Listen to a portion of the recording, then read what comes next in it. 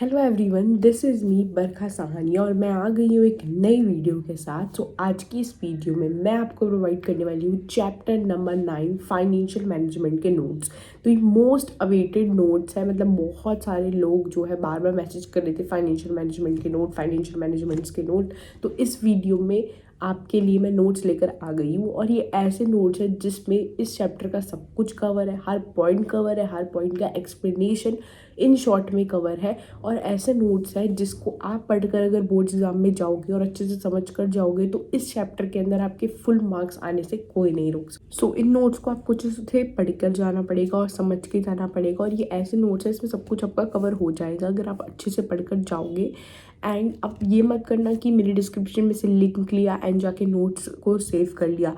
आपको जो है ये वीडियो पूरी देखनी है जो मैं बना रही हूँ, क्योंकि इसमें मैं आपको बताऊंगी कि ये जो मैंने नोट्स बनाए हैं वो किस तरीके से बनाने हैं। और जब बोर्ड्स में आंसर आएगा आपका इन क्वेश्चन, कोई भी क्वेश्चन आएगा इस चैप्टर से, तो कैसे उस आंसर को लिखना है। जो भी पॉइंट्स है जैसे डिविडेंड डिसीजन के, फाइनेंसिंग के, कैपिटल स्ट्रक्चर के, या फिर फिक्स्ड कैपिटल, वर्किंग कैपिटल, उनको किस तरीके से एक्सप्लेन करना है, क्योंकि बहुत सारे पॉइंट्स हैं। तो किस तरीके से उन पॉइंट्स को एक्सप्लेन करना है और मैंने किस तरीके से एक्सप्लेन किया है। तो आपको जो मैंने जिस तरीके से इन पॉइंट्स को एक्सप्लेन किया है वो आपको पॉइंट्स एकदम शॉर्ट दिमाग में याद हो जाएंगे। आप समझ जाओगे उन पॉइंट्स को और एकदम आपको समझ आ जाएगा सब कुछ। फिर आप पेपर में उनको किस तरीके से खुद लिखोगे वो मैं आपको इस वीडियो में बताऊंगी। और किस टाइप के क्वेश्चन आते हैं वो सब कुछ मैं आपको नोट समझाते हुए बताऊंगी। तो प्लीज़ इस वीडियो को अच्छे से देखना। तो देखो, ये रखे आपको फाइनेंशियल मैनेज चैप्टर नंबर 9 के नोट्स। तो पहले फाइनेंस, बिजनेस फाइनेंस क्या होता है, ठीक है, और किस किस तरीके की फाइनेंस नीड्स होती है वो मैंने आपको बताई है। क्या इंपॉर्टेंस है फाइनेंस मैनेजमेंट की, और वो इतनी इंपॉर्टेंट नहीं है तो मैंने उसको इसे शॉर्ट में कवर कर दिया है। उसके बाद यहाँ से शुरू होता है मेन, दैट इज़ ऑब्जेक्टिव्स। तो ये जो फाइनेंशियल मैनेजमेंट है इसके क्या ऑब्जेक्टिव है, तो उसका ऑब्जेक्टिव है मैक्सिमाइज करना शेयर होल्डर की वेल्थ को। तो उसके बाद इसके ये सारे जो पॉइंट्स हैं वो इससे रिलेटेड है, वो आपको अच्छे से पढ़ने की क्या है, फाइनेंशियल डिसीजंस एम करते हैं कैसे, उनका जो ऑब्जेक्टिव है शेयर होल्डर की वेल्थ को मैक्सिमाइज करने का वो कैसे पूरा करते हैं। तो ये सारे ऐसे पॉइंट्स हैं और ये एक इंपॉर्टेंट चीज़ बन जाती है क्वेश्चन पेपर में आना, जिससे वो डायरेक्ट पूछ सकते हैं कि फाइनेंशियल मैनेजमेंट का क्या ऑब्जेक्टिव है, एक्सप्लेन करो। तो तब आप जो है ऐसे एक्सप्लेन करोगे, ऐसे इन पॉइंट्स को लिख कर आओगे, ठीक है। उसके बाद यहाँ पे मेन टॉपिक शुरू होता है जो बहुत इंपॉर्टेंट है, that is financial decisions. And आपको पता है 3 टाइप के फाइनेंशियल डिसीजंस होते हैं। एक होता है आपका फिक्स्ड डिसीजन, उसके बाद देखो फाइनेंसिंग डिसीजन आ गया, ठीक है। फाइनेंसिंग डिसीजन को आप एक्सप्लेन कर दोगे एंड यहाँ पे उसके सोर्सेज वगैरह आ गए। फिर अब हम पढ़ेंगे इसमें मेन टॉपिक की फाइनेंशियल डिसीजंस को क्या क्या फैक्टर्स इफेक्ट करते हैं, यानी कि वाइल टेकिंग फाइनेंशियल डिसीजंस कौन कौन से ऐसे फैक्टर्स है जिनका आपको ध्यान रखना होता है। तो बट पहले आपको पता होना चाहिए कि फाइनेंसिंग डिसीजन क्या होता है। तो फाइनेंसिंग डिसीजन होता है कि आप किस सोर्सेज से अपने पैसे को रेज करने वाले हो, शेयर होल्डर फंड से, बोरोड फंड से, किस सोर्सेज के थ्रू पैसे को रेज करोगे। ज़्यादातर ये होता है कि जो फर्म होती है वो एक मिक्स रखती है, यानी कि दोनों से पैसा रेज करती है, शेयर होल्डर फंड से भी, बोरोड फंड से भी। बट जो है आप कितना पैसा डेट के थ्रू, मतलब शेयर होल्डर फंड या फिर इक्विटी के थ्रू, तो डेट के थ्रू कितना पैसा रेज करने वाले हो, इक्विटी के थ्रू पैसा कितना रेज करने वाले हो, वो हम फाइनेंसिंग डिसीजन में डिसाइड करते हैं। मेनली किस तरीके से कितना पैसा आपको रेज करना है, कि डेट के थ्रू कितना पैसा रेज करोगे, इक्विटी के थ्रू पैसा कितना रेज करोगे। तो वो हम फाइनेंशियल डिसीजन में लेते हैं कि क्वांटम, यहाँ पे लिखा ना क्वांटम ऑफ फाइनेंस, कितना पैसा आपको रेज करना है from various long term sources. तो वो हम डिसाइड करते हैं फाइनेंसिंग डिसीजन में। अब फाइनेंसिंग डिसीजन को क्या क्या फैक्टर्स इफेक्ट करते हैं, अब मैंने बताया, इसमें हम देखते हैं कि आप कितना पैसा रेज करने वाले हो, किस रिसोर्स के थ्रू कितना पैसा रेज करोगे। कि अगर आप डेट और इक्विटी दोनों से पैसा रेज करोगे तो कितना डेट से रेज करोगे, कितना इक्विटी से रेज करोगे। तो ये सारी चीज़ें हम फाइनेंसिंग में डिसाइड करते हैं, फाइनेंसिंग डिसीजन में। तो पहला इसका फैक्टर जो आता है दैट इज़ कॉस्ट।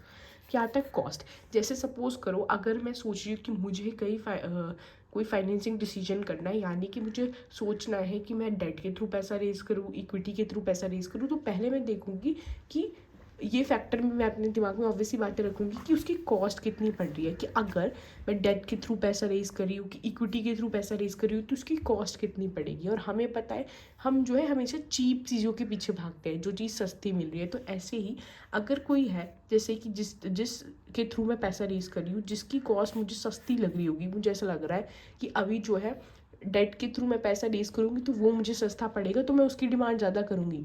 वहीं अगर मुझे लग रहा है कि इक्विटी के थ्रू मुझे जो है सस्ता पड़ेगा, कॉस्ट मेरी कम लगेगी, तो मैं उसके थ्रू पैसा लगूंगी, रेस करूँगी। तो जो चीज़ आपको चीप लगेगी उसकी डिमांड देखना हमेशा ज़्यादा होगी, और वहीं अगर आपको एक्सपेंसिव कॉस्ट लगेगी तो उसकी डिमांड कम होगी। तो आप उस चीज़ को डिमांड करोगे, उस सोर्स ऑफ फाइनेंस को डिमांड करोगे जिसकी कॉस्ट आपको क्या लगेगी, कम लगेगी, यानी कि आपको ऐसा लगेगा कि चीप है। उस सोर्स ऑफ फंड के थ्रू आप पैसे को रेज करोगे। वहीं जो फंड आपको एक्सपेंसिव लगेगा, आपको ऐसा लगेगा इससे मैं पैसे रेज कर रही हूँ तो ये मुझे महंगा पड़ रहा है, तो उसकी डिमांड कम होगी। तो इस तरीके से मैंने इन पॉइंट्स को एक्सप्लेन किया है। अब ऐसे ही हम नेक्स्ट पॉइंट देखो। नेक्स्ट पॉइंट है रिस्क। अब हम दूसरा फैक्टर कंसीडर करते हैं रिस्क। अगर मैं कहीं से भी पैसा रेज करने वाली हूँ तो मैं देखूंगी कि किस फैक्टर पे मेरा रिस्क कम लग रहा है। ऑब्वियस सी बात है, जिस फैक्टर से जब अगर मैं पैसा रेज करी और वहाँ पे रिस्क जो है हाई लगेगा तो मैं उसकी डिमांड नहीं करूँगी, वहाँ से मैं पैसे को रेज नहीं करूँगी। बट वहीं मुझे कम रिस्क लगेगा जिस फैक्टर से पैसे को रेज करने में, वहाँ पे मैं क्या करूँगी, हाई डिमांड करूँगी। यानी कि अगर मुझे ऐसा लग रहा है कि डेट के थ्रू मुझे रिस्क कम है तो मैं वहाँ पे डिमांड करूँगी। अगर मुझे लग रहा है इक्विटी के थ्रू अगर मैं पैसा रेज कर रही हूँ तो वहाँ पे मुझे रिस्क कम लग रहा है तो मैं उसकी डिमांड ज़्यादा करूँगी। तो रिस्क भी एक फैक्टर है जो इफेक्ट करता है। ऐसे ही कैश फ्लो पोजीशन, अगर मुझे लगेगा मेरी कैश फ्लो पोजीशन बहुत अच्छी खासी स्ट्रॉन्ग है तो मैं डेट फाइनेंसिंग का यूज़ कर सकती हूँ। क्यों? क्योंकि हमें पता है कि हमें डेट में क्या देना पड़ता है, डेट में हमें इंटरेस्ट देना पड़ता है। ठीक है, हमें इंटरेस्ट देना पड़ता है डेट के अंदर। तो इसलिए जो है, अगर मुझे पता है कि मेरी कैश फ्लो पोजीशन स्ट्रॉन्ग है तो मैं डेट के थ्रू पैसा रेज कर सकती हूँ, क्योंकि मैं इंटरेस्ट जो है टाइम पे दे दूंगी, मेरे पास कैश का अमाउंट है। बट वहीं मेरी कैश फ्लो पोजीशन स्ट्रॉन्ग नहीं है तो मेरे को इक्विटी प्रीफर करना चाहिए, क्योंकि मैं इंटरेस्ट नहीं दे सकती। तो ये पॉइंट्स को मैंने इस तरीके से एक्सप्लेन किया है। सपोज करो जैसे ये पॉइंट है कि फिक्स्ड ऑपरेटिंग कॉस्ट। अगर मेरी फिक्स्ड ऑपरेटिंग कॉस्ट ज़्यादा है, फिक्स्ड ऑपरेटिंग कॉस्ट क्या होती है, ऐसे खर्चे जो मुझे देने ही देने हैं। जैसे कि फिक्स्ड ऑपरेटिंग कॉस्ट के अंदर क्या क्या आता है, जैसे रेंट आता है, ठीक है, कोई सैलरी हो गई। तो ये जो खर्चे होते हैं ये आपको देने होते हैं, चाहे प्रॉफिट हो रहा है चाहे लॉस हो रहा है। ये ऐसे कुछ खर्चे होते हैं जो आपको देने ही देने होते हैं, इनको आप नहीं रोक सकते लॉस होने के बाद भी। तो अगर मेरी फिक्स्ड ऑपरेटिंग कॉस्ट ज़्यादा है, यानी कि मेरे ऐसे कुछ खर्चे जो मुझे देने ही देने हैं वो बहुत सारे हैं, तो बोला जाता है कि आप इक्विटी के थ्रू पैसे को रेज करो। क्यों? क्योंकि हमें इक्विटी में कोई इंटरेस्ट पेमेंट की, इंटरेस्ट की ऑब्लिगेशन नहीं होती। तो इसलिए अगर मेरी ऑपरेटिंग कॉस्ट हाई भी है तो मुझे उससे इक्विटी से पैसा रेज करने में कोई भी फ़र्क नहीं पड़ेगा। बट वहीं अगर मेरी फिक्स्ड ऑपरेटिंग कॉस्ट कम है, यानी कि मेरे पास इतना कोई फिक्स्ड ऑपरेटिंग कॉस्ट नहीं है, इतना मुझे रेंट सैलरी वगैरह में ऐसा पैसा नहीं देना होता, मतलब मेरे पास इतना कोई वो नहीं है कि मुझे पैसा देना ही देना है कुछ चीज़ों के अंदर, और मेरी उसकी जो खर्चा पड़ता है वो कम पड़ता है, तो मैं डेट के थ्रू पैसा रेज कर सकती हूँ। क्योंकि अब मेरे पास खर्चा कम है, फिक्स्ड ऑपरेटिंग कॉस्ट कम है, तो मैं इंटरेस्ट दे सकती हूँ, तो मैं डेट के थ्रू पैसे को रेज कर सकती हूँ। तो ऐसे ही दोनों पॉइंट्स में मैंने यहाँ पे कवर करे हैं, आप पढ़ोगे तो समझ आ जाएगा।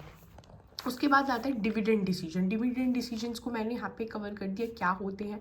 अब डिविडेंड डिसीजन में हम क्या डिसीजन लेते हैं कि मैं कितना पैसा जो है प्रॉफिट में जो भी आएगा उसमें से मैं कितना पैसा शेयर होल्डर्स को डिस्ट्रीब्यूट करूँगी, और कितना पैसा जो है मैं एज ए रिटेन्ड अर्निंग रखूँगी कंपनी की ग्रोथ के लिए।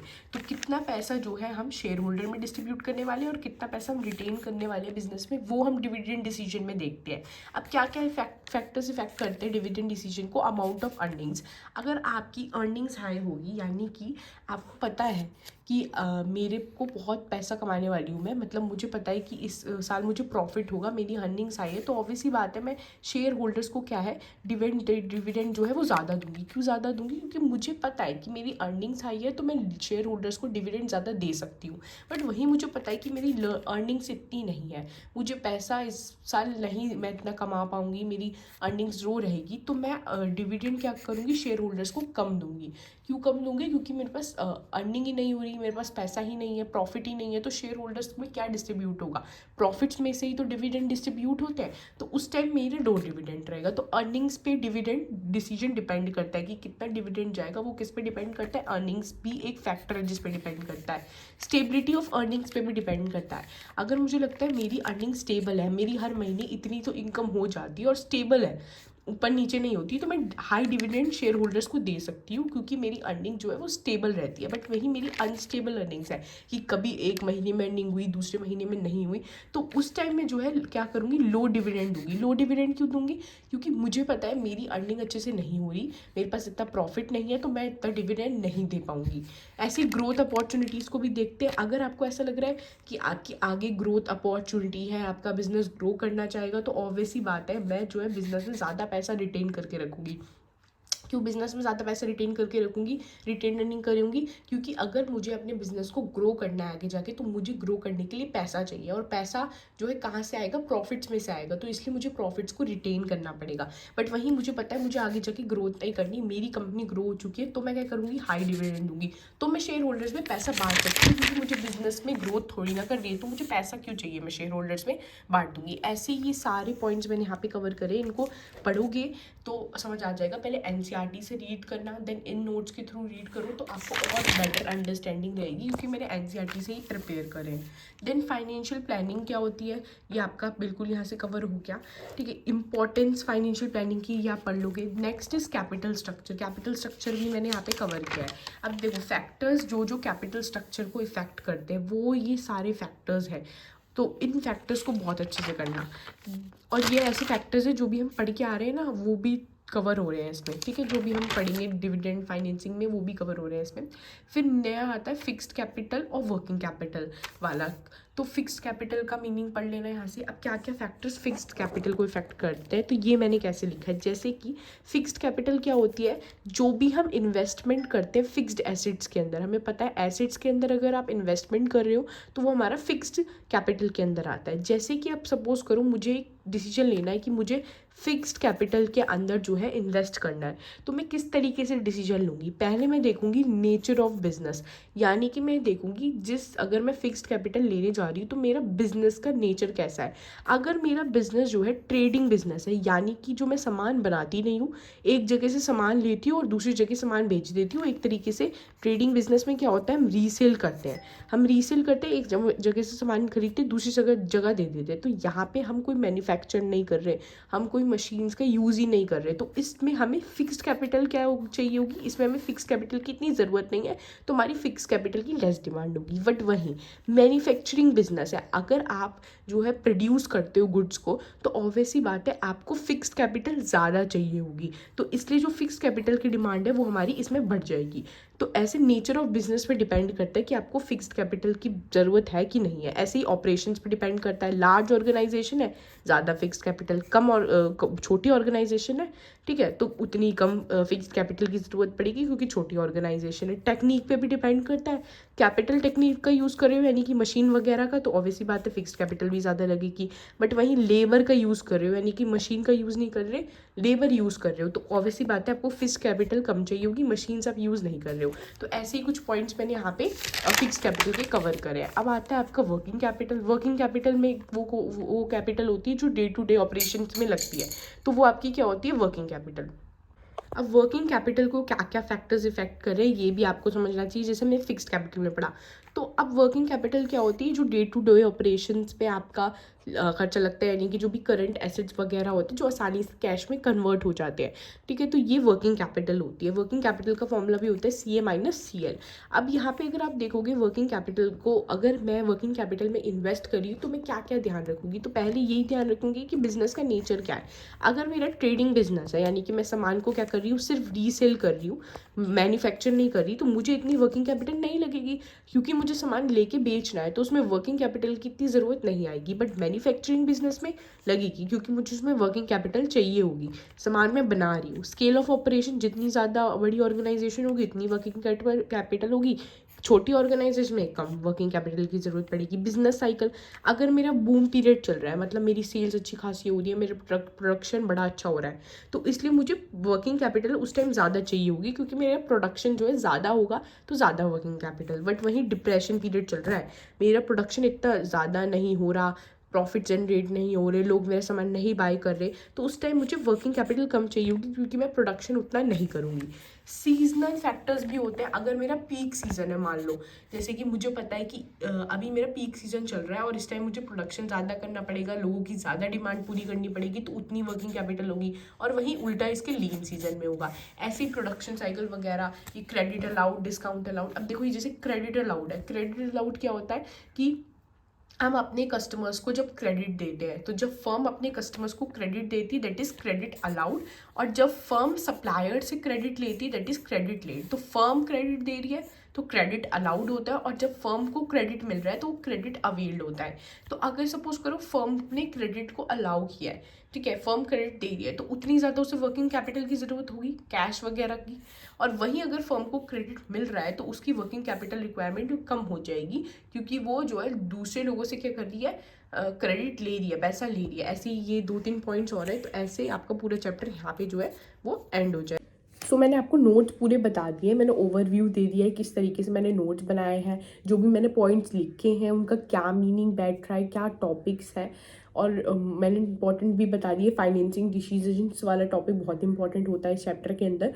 तो मैंने सब कुछ आपको इसमें बता दिया, बट मेनली मैं आपको जो बोलूँगी वो अब ये बोलूँगी कि जब आप इन पॉइंट्स को पढ़ रहे हो तो आप समझ के पढ़ना। जैसे अभी मैंने आपको समझाया तो एक कॉन्सेप्ट क्लैरिटी के साथ समझाया कि ये पॉइंट में वर्किंग कैपिटल कम है या फिर फिक्स कैपिटल में ज़्यादा चाहिए तो क्यों चाहिए। तो ऐसे रिलेट करके पढ़ोगे तो ये चैप्टर बहुत ईजी आपको लगेगा, तो आपको हार्ड नहीं लगेगा। एनसीईआरटी में थोड़ा हार्ड लैंग्वेज में लिखा हुआ था, तो मैंने उसको ईजी में ब्रेक डाउन कर दिया आपके लिए हर पॉइंट्स को, तो इसलिए इस तरीके से आप पढ़ोगे तो हो जाएगा। बाकी अगर आपको किसी भी पॉइंट में प्रॉब्लम आ रही है, जो मैं पॉइंट में एक्सप्लेन नहीं कर रहे हैं इस टॉपिक में, सारे नहीं एक्सप्लेन कर रहे हैं, तो उसमें दिक्कत आ रही है तो मुझे टेलीग्राम पे मैसेज कर देना, ये कमेंट सेक्शन में बता देना, मैं रिप्लाई कर दूंगी। अभी मैं टेलीग्राम में कुछ दिन से इनएक्टिव थी बिकॉज मैं किसी चीज़ में बिजी थी, बट नाउ मैं रिप्लाई करने का ट्राई करूँगी आपको जल्दी से जल्दी। बाकी कमेंट सेक्शन में पूछ लेना, कोई पॉइंट में प्रॉब्लम हो तो मैं पर्सनली भी आपको बता दूंगी। बाकी मैं अगर आप पढ़ोगे अच्छे से तो आपको समझ आ जाएंगे नोट्स, और इन नोट्स की पीडीएफ फ्रीली आपको आराम से एक्सेस कर सकते हो। आपको डिस्क्रिप्शन में पीडीएफ में डाल दूंगी, वहाँ से जाके एक्सेस कर लेना इस पीडीएफ को और इन नोट्स का अच्छे तरीके से यूज़ करना। बाकी नेक्स्ट वीडियो मैं आपके लिए लेकर आने वाली हूँ इंग्लिश की स्ट्रेटजी के लिए, और वो वीडियो आपके लिए आएगी संडे को। तो संडे को तैयार रहना इंग्लिश की स्ट्रेटजी की वीडियो के लिए। तो आज की वीडियो में बस इतना ही। अगर आपको ये वीडियो पसंद आई तो प्लीज़ इस वीडियो को लाइक कर देना, मेरे चैनल को सब्सक्राइब कर देना। Thank you so much.